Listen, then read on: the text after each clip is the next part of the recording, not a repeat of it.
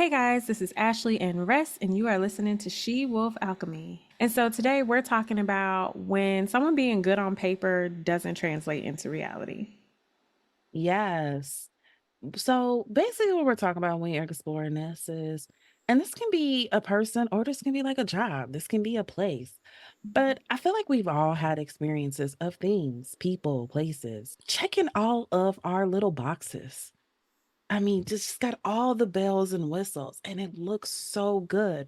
Like on paper, when you list off all the things that comes with this thing, you're like, yes, that's exactly what I want.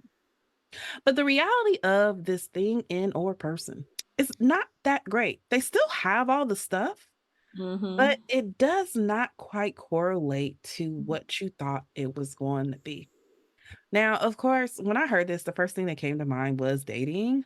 I know me and you have talked about this before. I know I have definitely dated really good on paper people who, like, they got the job, they got the education, they come from a good family, Mm-hmm. they have similar morals and beliefs. They got Mm. all this st just on paper, they just seem like such a freaking catch, and when I tell you the amount of disappointment of who they actually were, Mm-hmm. I having to have that realization with myself, especially when I was younger of being like, "But no, they're smart like I like my man, they're funny like I like my man, he's romantic." Girl, but he's still emotionally unavailable. You forgot about that part. Mm-hmm. He intellectualizes his feelings, and he's not good at how he intellectualizes it. What about you, Ashley? Have you experienced this? I definitely have. Yeah. I was thinking about the fact of like I feel like after you have enough of those experiences at some point, you just gotta throw the paper out Oh, because it gets, yeah, you're like, oh my gosh, this person has a good job, like just like you said, like they got all the stuff that you would think that you want in a partner. mhm. And then I don't know, I had a lot of experience with people being great on paper and then them just like being non-committal, where it's just like, Look, that part. okay. But I guess we're not gonna do the thing that I actually want to do, so okay, well, never mind. But yeah, I know earlier you and I were even talking about an ex of mine who like who'd have thought? Who would have thought Yes, that yes. It things took would me a have, minute to catch on there. Yes, we did. yes, where it was like, who would have thought things would have ended the way that they did? Who would have thought that that person's lifestyle would have been what it was after that? Like, oh my gosh. And there's something, because unfortunately I have more than one of those types of exes, but um, where it's like, you feel like you got to have a disclaimer for other people like, I promise he wasn't in prison when I met him, like he did not have a criminal record. I don't know what happened afterwards. Look, look, that was a situation where there really was a 180. There really was a 180. Kind of like we were talking about earlier, where there is this moment where you can really be like, no, I promise you, we are together 4 days a week for 2 years. I don't, I Mm-hmm. don't know how he was hiding this. I don't know how. And it's one of the things, like, I have gotten into debates with some of my homeboys about this, where they're like, cause y'all don't be really investigating. And anybody that knows me knows I investigate. Mm-hmm. I Mm-hmm. do investigate, okay? But I don't investigate till you give me a reason to investigate. I try. That is my version of Okay. respect and privacy. Okay. By She don't give you need a to talk reason to about this. show interest in you. Okay. We don't need to talk about this. Wait, there needs to be no shots fired. It's fine. But it's I feel like it's discounted how easily people can like manipulate you. And this isn't even just a man thing. I have a homeboy now who like is going through this with a person who is was like amazing on paper to them. And then it was a couple years. It got to the point they're like, this whole other side just started coming out. Like the minute they're like, yeah, this is my partner, this is my forever. All this stuff starts coming out. And one of the things I feel like I really, really hate when especially when you feel like there was this got you moment in your relationship. Sometimes there's people, and don't get me wrong, there are times where we do ignore red flags. Mm-hmm. But Yep. there's some times where people genuinely deceive you. It wasn't a red flag. I didn't even know they had flags. Mm-hmm. They genuinely purposely went out of their way to deceive me about this thing, and Mhm. it kind of feels like you're punished for it, or people are just like, "Well, why did you know? Why you Mm, know? you didn't look up to see if he had any marriage certificates? I didn't know I had to do that." I didn't know I had to ask these. I didn't know I had to look for these I things. was over that place all the time. I Well, went through all the drawers. I don't what how was I supposed to know? but so I feel you. But because also in this day and age where yes, there are lots of people who are super great investigators. Mhm. Others of us, some of us, and I'm one of the people. I It know. just ain't I my know. forte. Like I'm grateful to have friends that I can just be like, girl, this is the name, and they can be like, here's the rundown. Yeah. Yeah. Here's a piece of a name and an initial, and they will get me what I need. But Great I say friends. that to say, yes, great friends, those friends. But but I say that to say, that ain't everybody thing. And then people will be like, well, why didn't you look that up? Why was this mug lying? Why were they Yeah. hiding things? Why do I have to do that much of a deep dive? You know what I'm saying? Like that's kind of wild that that's the expectation, right? Is that I Yeah. have to go digging all through somebody's past. Now I'll do a little quick Google search, make sure I don't see no mud shots. But like aside from that, I don't feel like it should have to be that serious. But people will blame them. And I'm thinking about the Risa Tisa story and Mhm. how there were things that man lied about that were easily Googleable. Mhm. And yes, I too had my moment of like, girl, you could have looked that up right quick and seen he was a lie. But again, why do we have to do all this? Yeah. I Why didn't is follow that the that yeah, story, so I have to do context clues. Anytime there's a story of, like, you sort of research and a woman didn't, I do get a little annoyed. I'm just kinda like, "Oh, but we don't say girl." like. But again, that's become the expectation Yeah, now. To like you said, where people are like blaming you, like, well, why you ain't looked that up? Well, why was this mug lying like this? Like that. I think we need to be. Come on and that now. should be the central concern. That should be the central concern. Like I said, I'm not ignoring. There are certain red flags that you need to ask questions about. As you, Mhm. again, I am the research friend. I am the friend that's going to investigate. And there are certain times where I am like, okay, here's information, blah, blah, blah. And then they're like, well, let's stop here. I'm like, girl, why are we stopping here? This should bring about more questions. I could find out what his mama did for a living. Like, Lord. I recently did a deep dive that I was so proud of. I was so proud of, and the person did not want the information. And so now I'm just like holding on to it for when they're ready. And I'm just like being a good friend, respecting that they don't want this information. I'm just like, okay. But I'm sitting, and when they are ready, I'm just like, girl, I got even more. Anywho, but you're right. That should not be the expectation. You should not have to be a detective. But anywho. But also another point you made is that sometimes we can just like romanticize a person too because of the fact that we're like, they check the boxes. Yeah. The illusion of perfection.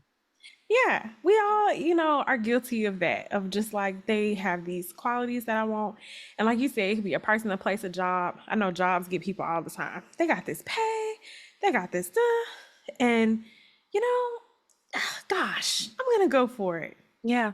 Well, I think me and you both had this experience in recent times. Me and you have both had this experience. And it wasn't even perfect. It was Mm-mm, not it at was all. not perfect. But it was this idea of like, on paper though, this is something I can make work. What Mm-hmm. y'all trying to do? I see the goal. I see you have this place has the potential to do this thing. And then just trying your hardest to make it work. Because that's I think the also the other thing with like things being better on paper, you see the potential of so much because again, like, oh, well, the salary is from this to this. So there's room for that salary to go up. As someone who has been in hiring positions and in meetings where I have seen them say, hey, put on their 85 to 110. And then as I'm telling these people this, interviewing these people and letting them know, they go on to the second round. And I'm sitting up there just smiling, thinking I'm being honest. And the rest of the leadership goes, oh, by the way, the pay is $10,000 less than what they've been telling me to tell folks in post. Mhm. Hmm. Mhm. It's a thing, and I think when we are talking about that good on paper, it also, like, it kinda helps you to, like, fantasize about the potential of this, and I think sometimes we get so wrapped up in the fantasy of, "Ooh, Mhm. this thing, this person is so perfect, and this is what life can be like if I can make this thing work." Mhm. Mhm. When the reality of it is that thing got flaws. That thing got some flaws. Mhm. So let's dive into some of the reasons why there's such a gap between the perception and reality of when something or people look really, really good on paper. I think kind of leading off on that last point is you can see certain things that check off certain boxes and you let your imagination run wild. Mhm. Um, we and I don't know the answer to this, but I do think we're in an age of like calling everything manifestation when some Mm. of it is it's really maladaptive daydreaming. Mhm. And I think we've gotten to a point where it's common that the two things get confused. Mhm. And I think that can be a big part of why there's such a discrepancy between the perception of a person or a thing and the reality of it. I see that you're handsome and you're funny, and Mhm. oh, you a part of the same frat as my dad. Oh, he gonna love that. Yeah. So cute together. And you kind of build up this kind of like idea of like what our future can be like. And Mhm. my last name looks really cute with their last name. And you know, you kind of just like carry on Yeah. to this fantasy. So even when you're having these little red dots things come up, you're kind of like, Mhm. but my future husband would never do that. It's okay. There might be a reason for that. I think too is assessing like the paper, like how these thoughts got on paper, how these characteristics or traits even became a thing. Yeah. And that's why I said it. Hopefully, at some point, people have enough experiences to where they're just like, damn the paper. But before people get there, it's like looking at that, like we are kind of given an image or a picture of what's supposed to be the things. Yeah. Ooh, if he got this, if they got that, if they did, that's a good man, girl, right there. What? That's what you want. That's a big fish. And when you again you get to it and you be like I just so I think about every now and then like this guy that was trying to convince me. Like I had already had enough conversation with him to know like no. Yeah. Because I had gotten to a point where I could our ideals are way too off. Like I am not the woman for you. We're good. And he was like, so you just not gonna just kind of like, so you just not gonna date me? No, I'm not. Like no, like I would like to just end this conversation. We ain't never gonna speak again, type stuff. Mhm. And he was trying to convince me like I'm attractive, I have money, I am this, like really laid It was out. the Atlanta man, wasn't it? Oh yeah, oh Yeah. yeah, Look, date in Atlanta. yes. He tried to lay out Oh. the paper type things that a lot of people would check off and be able to overlook all the red flags that he was waving in my face based off of these characteristics. And I was just like, I don't care. I already know, and there are plenty of men that are attractive, and they got money, honey. I don't need to do. And why are you trying to convince me? Like that's really strange. You know what I'm saying? And then when dating wouldn't work, then he tried to take it down to like, what about sex? Would you have sex with me? No, I Oh, we're don't want. bargaining. We're bargaining for my body. Yes, girl. Okay, for Yes. access to me. He was Okay. like, I'm tall. I got big. Like he tried everything, Yeah. and I was just like, I'm gonna hang up now. Like, just Yeah. like, let's stop the just bye. Bye. And had the nerve to text me the next day, like, hey, like I forgot.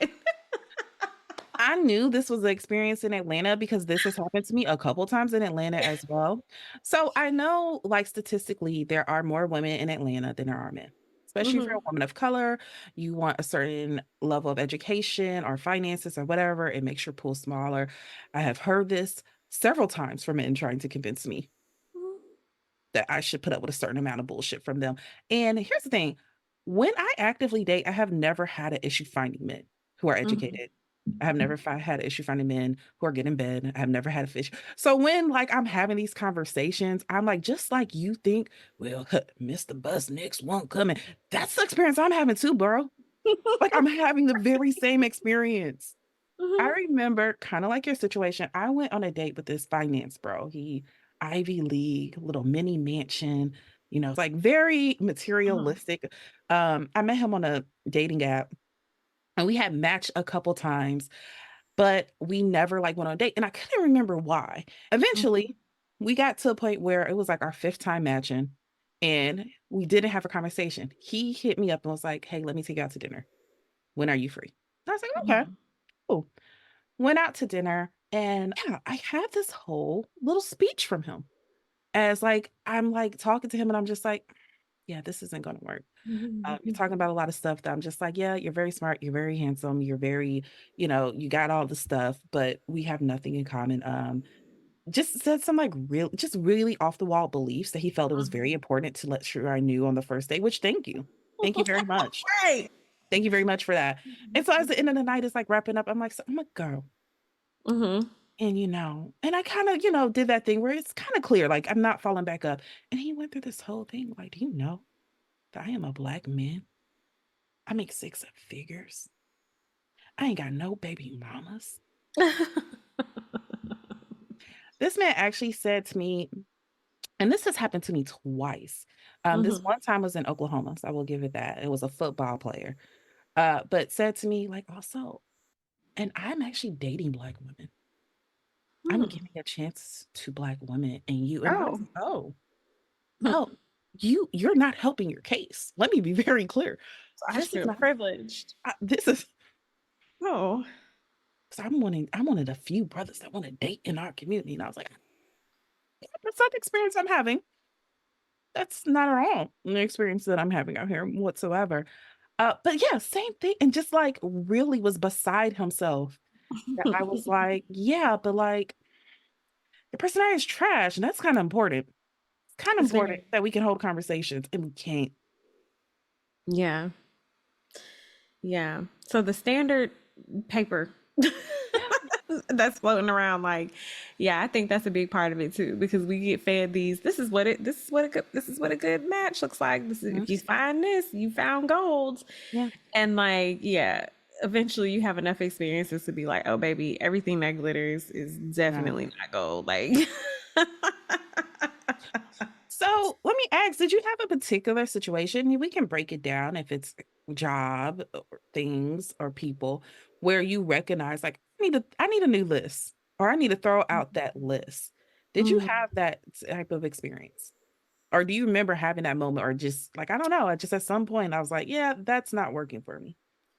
I mean, yeah, but I don't think, I don't know if it was all one moment, because I mean, specifically, of course, it happened with dating, because I took a hiatus. I Mhm. needed that hiatus, because I also was like, oh, the things that I'm doing, the things that I'm looking for are not really getting me here. Like I keep also, I felt like I was refining the list and trying to get a little bit closer and closer, but it was just like, this ain't working. Yeah.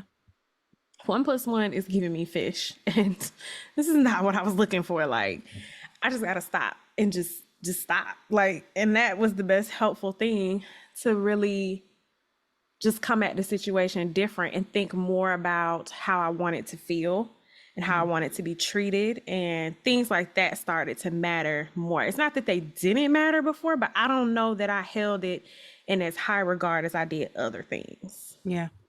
Yeah. And so, yeah, really taking that time to think about those things, like, this is how I want to feel when I'm around somebody. This is how I want to be treated. This is what blah, blah, blah, blah, blah. And like making that the more important thing is what shifted my perspective when I did decide to go back out there. Because, yeah, I had run into people who, yeah, checked all the boxes, was great. Mhm. Like you said, great on paper, seems like a good idea. And then yeah, the issue might just be like, why can't we make this work for Yeah. like one reason or another? And it would be so frustrating, because then you start thinking, you this and this, and I'm that and this, and these things equal this. And Yeah. this is great. Yeah. Come on, come on, do this with me. Fall in love already, damn it. Right. But also to that point, because I think so far we've kind of made it seem like, oh, and then they're just like trash, or it's like, oh, it's not working. But sometimes it's not even that. It is Mhm, like, no, we have great conversation and this is mhm. fun. I am not falling for you though. This is That's becoming real bro like. oh, that's so heartbreaking when that happens to me. It is. Definitely had that happen where it was like we had the same hobbies, we had the same like everything, and it was like this should Yeah. work. And yet it's just not developing for me. Man, those have been some really Yeah. just sad. And you're like, maybe let's try this. Maybe let's do that. Trying everything under the sun until it's just like you have to just sit there. Like yeah, I've had that happen to me a couple times where I literally just had to sit there with that person and be like, it's just not coming together. I'm so Yeah. sorry.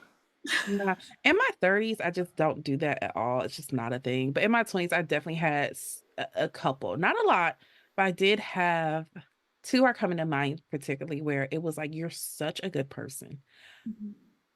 I'm gonna convince myself to love you. It's okay. Mm, I'm gonna figure it out. I am gonna figure out how to mhm, make this thing work and just could not. And like you mhm. said, just had all the stuff, all the things. There was no reason why it should not work. But the reality of it was we just never got to that point where it was like, I miss you. I wonder, have you ate? I wonder, are you doing okay? Mm-mm. We would separate and I forget they were a whole thing. Hit me up. I forgot you exist. Okay. Yeah. What you doing? Yeah. Let's go hang. And that's hanging. And could just detach the moment I walked away. Not a care in the world. And it really, really sucked. Mhm, Because again, you're like, I really want to make this work. I don't think I had a particular well, kind of like you, I did have like I am a big promoter that I do think that every adult should take a moment in their adult life to go through a period of celibacy. I mhm. don't think it has to be a particular length. You figure out what works for you, but there is so much healing and so much work you can have done when you take away sex and also you just be alone for a little bit and learn yourself, especially if you feel like you have been going through a cycle and you're like, I'm having the same repeated patterns. I don't know why. I'm being a good man. I'm being a good woman. I'm putting all this energy out here. Why do I keep getting yeah, try it. It hurts Try. nothing. It don't.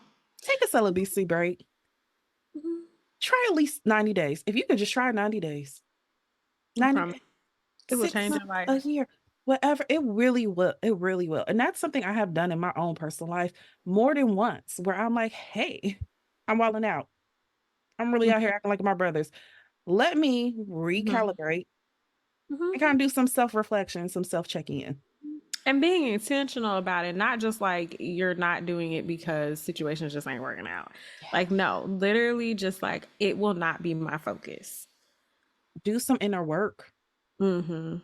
Yeah, because it's one thing if you're taking a break and then you're just like, I hate them. And you're toiling in that, you're gonna come out doing the same thing. But Mm-hmm. yeah, take a break, do some inner work, do some inner reflection, do some inner healing while you do that. And I do think that can make a big difference. I will say, however, I have a homegirl who she did have like an actual moment where she recognized like, ah, the people that I've been dating have been really, really good on paper. And what I realize is on my paper is not even what works for me. It's just generic Mm-hmm. lists that I was given down. I was told social media, yeah, social media, parents, whoever. And for her, she was just, very just on her stuff. Mm-hmm. Pretty much all of our friendships, she's always been a director of something. She's always been like top of her league. And she was trying to always date men who were also on that. And and married, all that type of stuff, but it still was not getting her emotional needs fulfilled, not having the experiences that she want. And I remember after her divorce, she came across somebody who worked, but did not make as much as her. Worked a good job, but also she's highly, highly ambitious. She used to date very, very highly ambitious men. The guy she was dating was just like, no, I'm cool here. Like I'm cool with my stuff. This is what I need to be happy. And I Mm-hmm. got what I need to be happy. I don't want to kill myself trying to achieve all these other things when I'm very cool at this level. I'm happy at this level. And Mhm. the person, one of the big things is really made her laugh. Mhm. Really Mhm. made her laugh and also really anticipated her needs. Mm. Really anticipated her needs. I remember having a Very conversation underrated where trait. I remember Underrated she trait. lived in a different state than me, and I remember she got really, really sick one time, and it was early in her, like, dating. Like, they're not even official, and I was like, "Oh, I feel bad." I had sent her some soup on, like, Uber Eats or whatever, and I'm like, "Girl, I'm so sorry. I wish I was there." And I was like, Out of all these Negroes, you can't Mhm. call one of 'em?" And she was just like, "I don't know, and is it gonna be too pushy?" And he just happened to hit her up, and she was like, "Oh, I'm sick. Yeah, I can barely move, blah, blah, blah." And that man asked her symptoms. Yes. That man came over with medicine, Mhm. walked her dogs, Mhm. washed her dishes. Mhm. I feel like you're describing my boyfriend. Oh, I was like, it's no, not me. okay. Okay, I was like, "Did y'all have this situation? You are also out of No, state." we did. Yeah, yeah. But no, like, came through and really helped and really took care, did not ask for sex anytime during this interaction, was just like, "Are Mhm. you good?"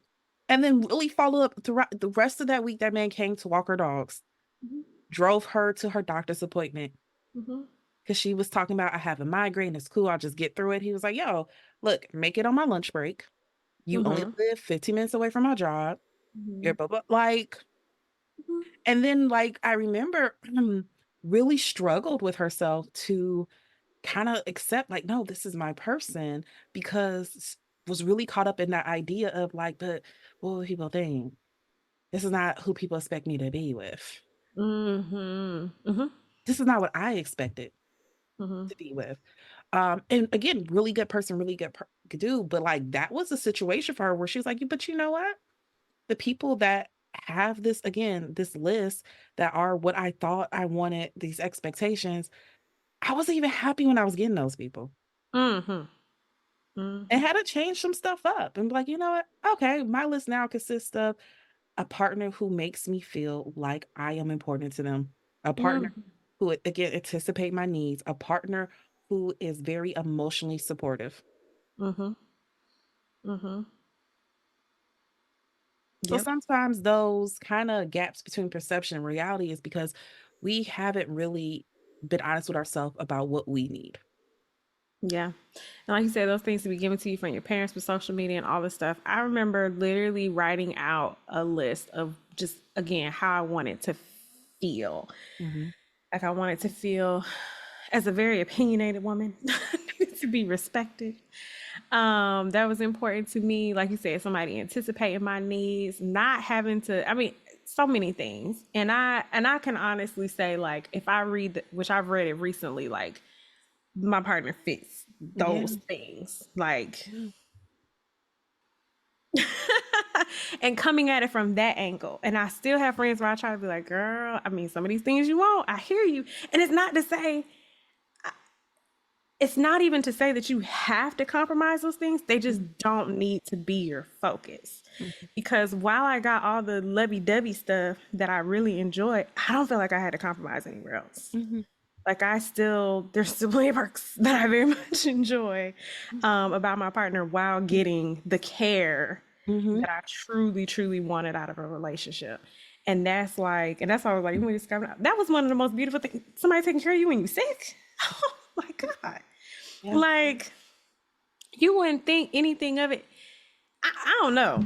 But that's some powerful stuff because I have also dated men where it was like, we've been dating for a while and we've had this whole thing going on. Mhm. And I'm telling you, I'm sick and you couldn't show up till 11 p.m. or you wanted to go back and forth with me about something stupid and, something ridiculous that was just like, versus meeting someone where it's like, oh my God, you brought me soup. Yeah.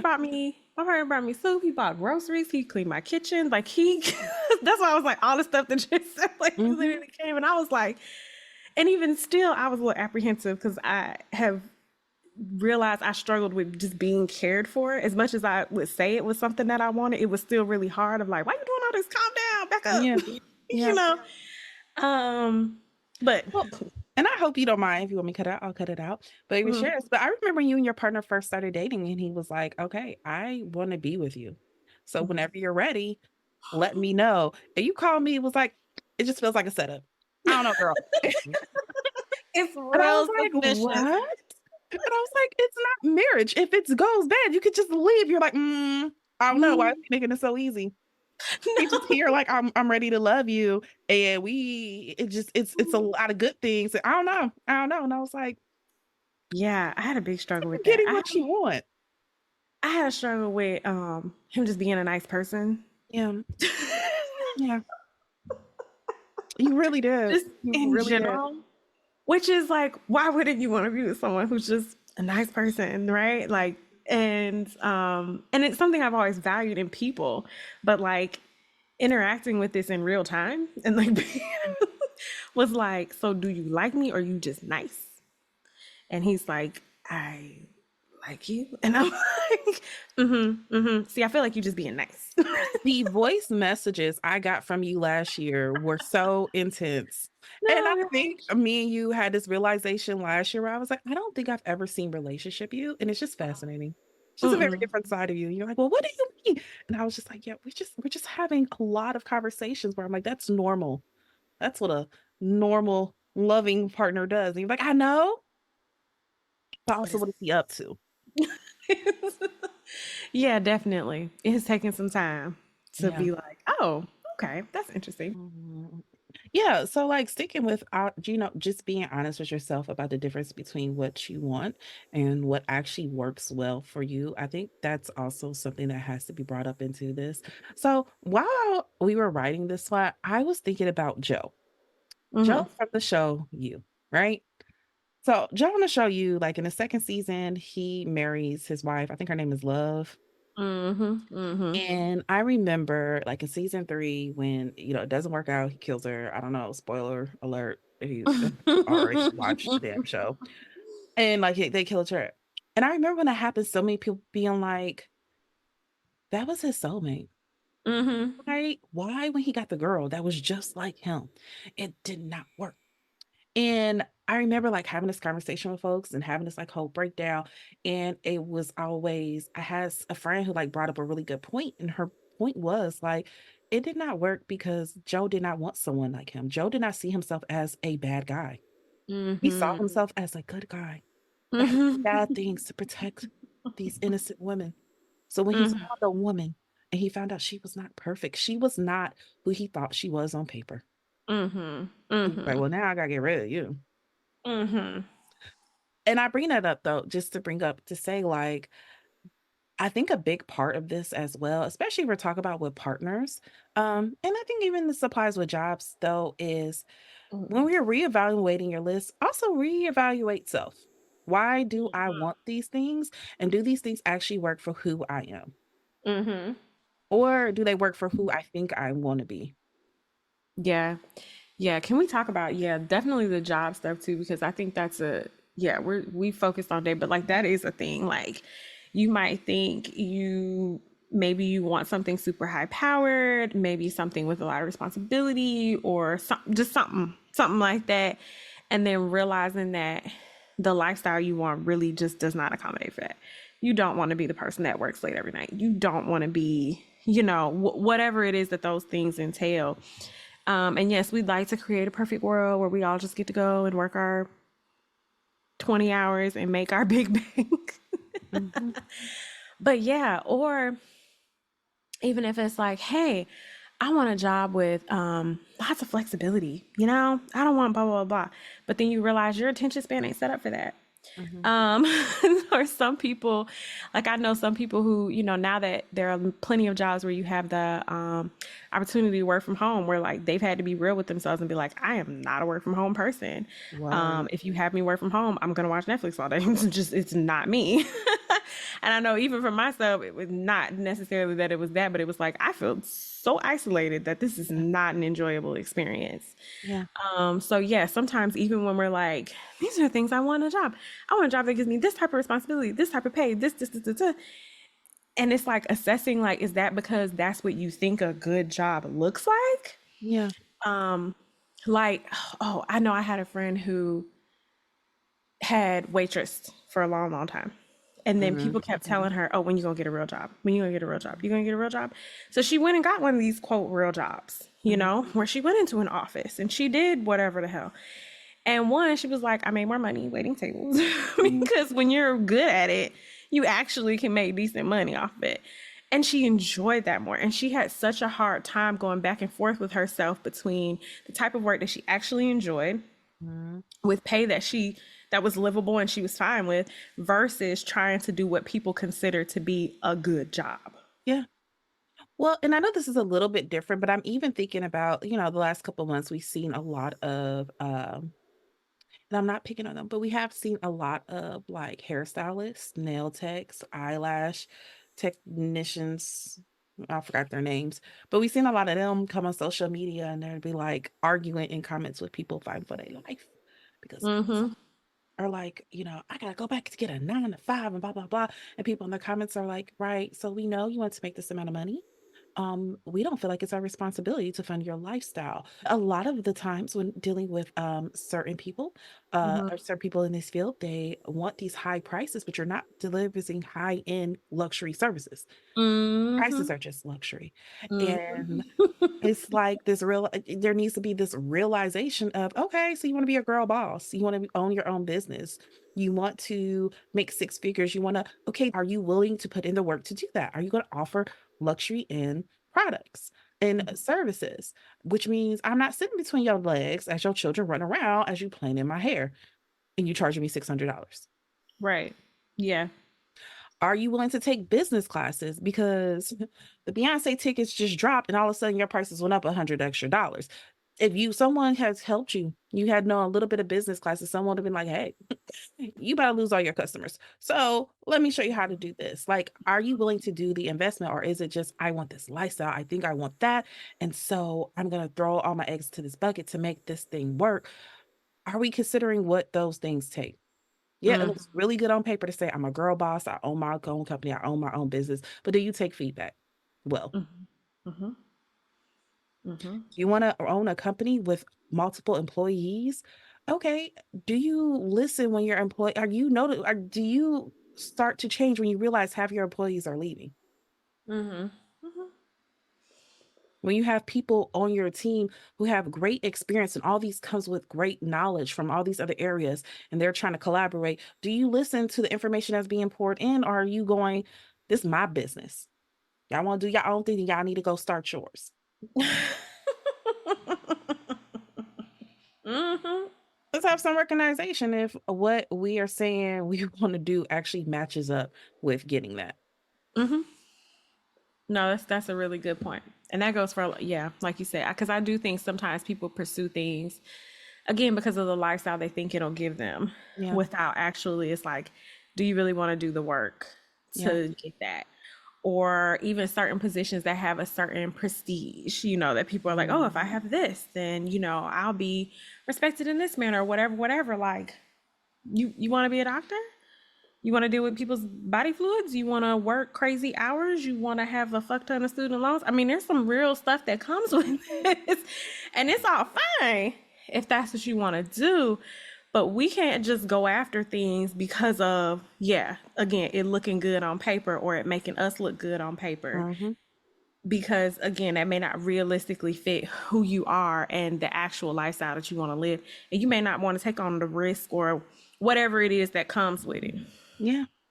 Yeah. Like me myself, I have been in positions before that look really good on paper that I was like really excited to have, but the reality of what that job was not worth it.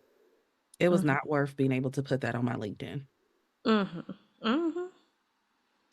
So yeah, doing that check-in while we're talking about it's gonna sound real good to be able to say I'm a this and this and that. And I've been doing this for this and this and that years and blah blah blah blah. But your hair been falling out the whole time since you started Yeah. working. The same when it comes to like degrees and things, because I can't stand when somebody's like, oh, I just want to be called doctor. Because it's like, why are you going back to school?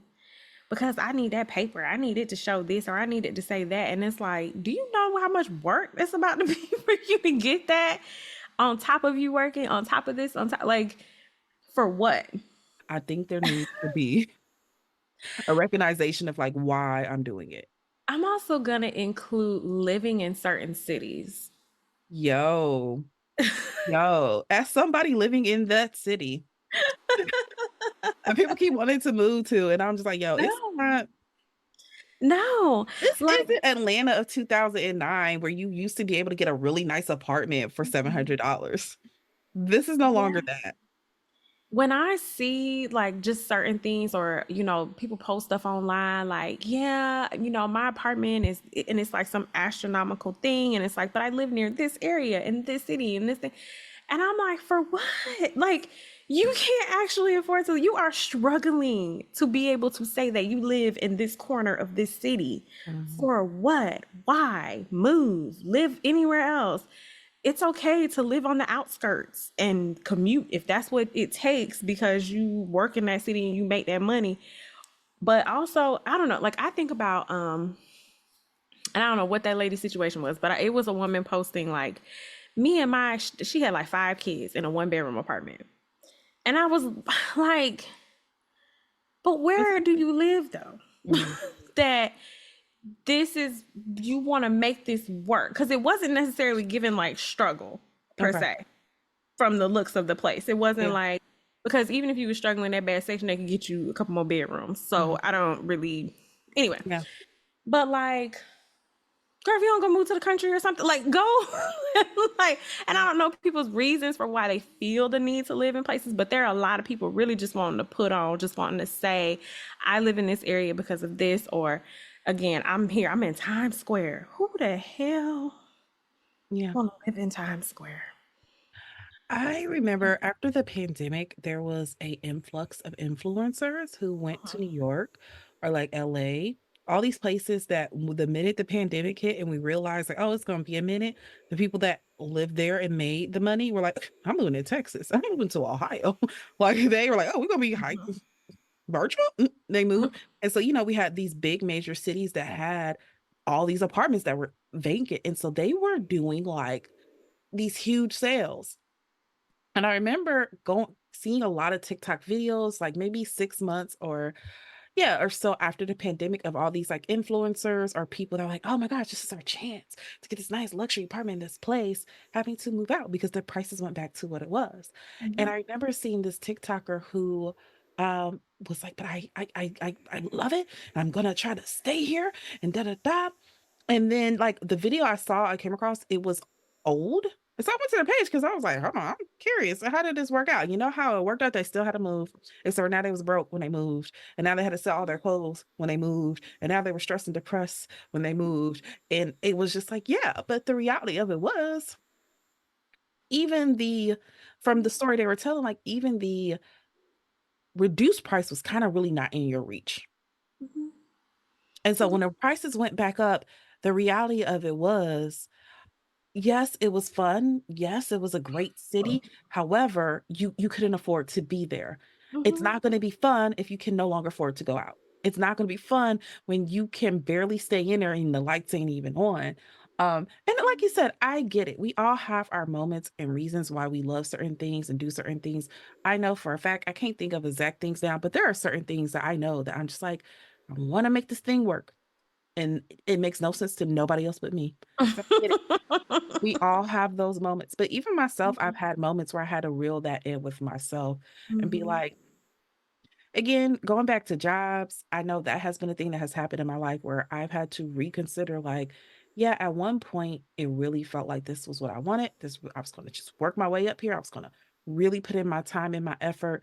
Uh, and the reality of it is, my health is now being affected. Mm-hmm. Reality of it is, I don't have time to spend with my child. The reality of it is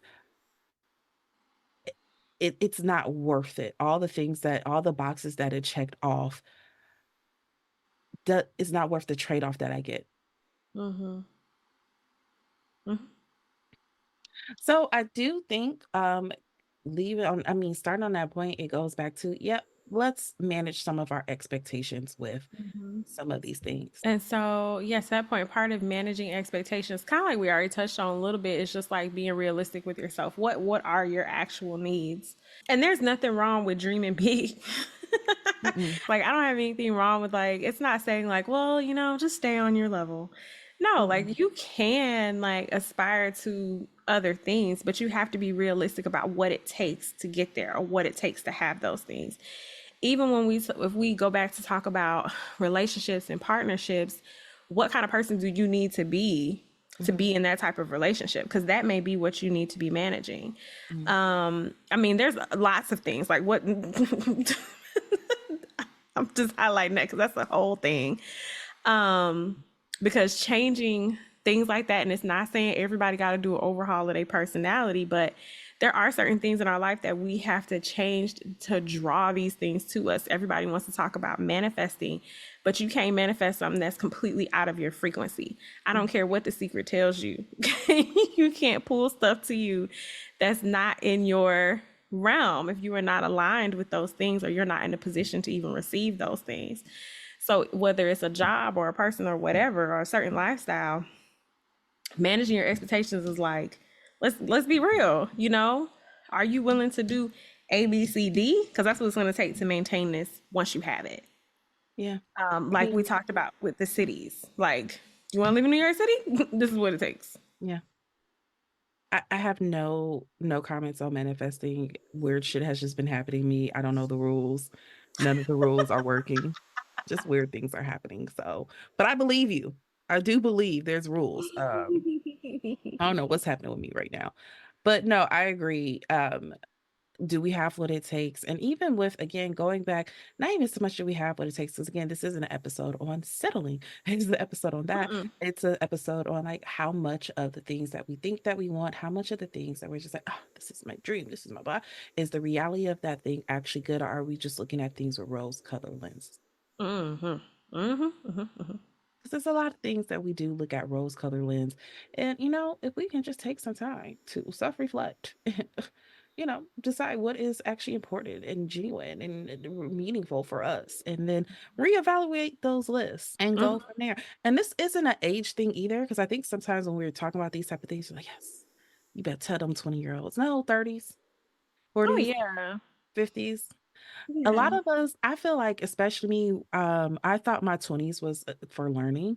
I was like, yes, and I was going to turn 30 and it was going to be magical. So I Because was I going to know figured it stuff. out. No. Look, look, my body is, I'm just starting to feel like myself before I had a child. My child is 7. I'm just starting to feel like I know my body again the way I used to. And Mm-hmm. so, like, having that realization recently, I had, because I was having we don't need to talk about the conversation, but I was having a conversation with a friend about it. And I was like, yeah, that's no longer a thing. That used to be a thing. I don't know why that's happening. And like, I was like, other things do I not know? Because I'm just relearning my body again. The whole thing. So we're still learning. We're still having new things, but also recognizing, again, there's certain things I, again, still had certain lists for, that I just yesterday realized there were certain things I needed to take off. That I was like, no, this is my thing. And I like this because this is me. And then I talked to my dad and I was like, you ruined me. So there's certain things. And we can still learn, and we can still check and reevaluate that list over again. It does not need to be a one-time thing and you stick with it. You're a person, you evolve, you grow, and that list should evolve and grow with you. Why are we holding on to lists that we had since we were 17? Absolutely. Yes. That's the key. That's it right there too. Like, We can now. no, for real, because that really is it. We do grow, we evolve as people. And like you said, we be holding on to stuff from, oh, because I always want it. It's done. It's over. I had to give up my dream car a couple months. I got it. I had it. It was great. Yeah. And then my life changed. Word. And the things that were important to me when I bought that are still important, but they would not fit. I was adding stuff. There were other things that are now important to me that was not going to fit that car. And it broke my freaking heart to leave it behind. But I had to go ahead and accept, like, we're in a new place and the things that matter now require me to move in this direction. So this is just what I have to do. Yeah. We grow, we change. Certain things are for certain seasons, Mhm. and it's okay to reevaluate and let go. It is. Yeah, it's very. It's not only okay, it's necessary. Mm. It's necessary to keep evolving. That's what living is. I really think so. Yeah. Yeah. One of the things, again, I like to bring up to my clients all the time, it annoys so many of them. But yeah, I always say everything that has life has to evolve. So you resisting change is meaning that you are ready for spiritual death or emotional death in this area. I'm like, no, I'm not. Okay, then you have to evolve. You have to change. Mhm. You have to let this thing grow. Mhm. Yeah. So, anyways, that is all we have for today's episode because we are tired. Ashley over here making legs and limbs. I Yeah. haven't got sleep in like 3 days. This is all y'all getting. Uh, Check us out on Instagram at She Wolf Alchemy. Follow us on TikTok at She Wolf Alchemy Podcast.